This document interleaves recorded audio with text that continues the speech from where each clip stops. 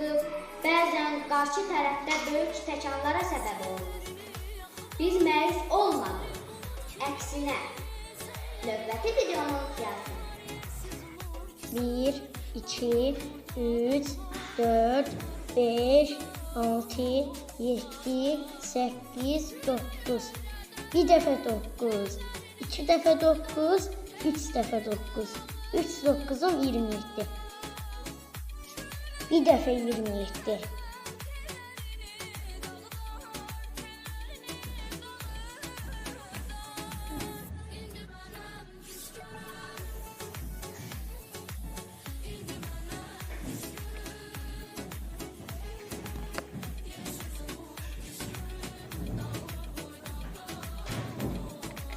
İki dəfə 27.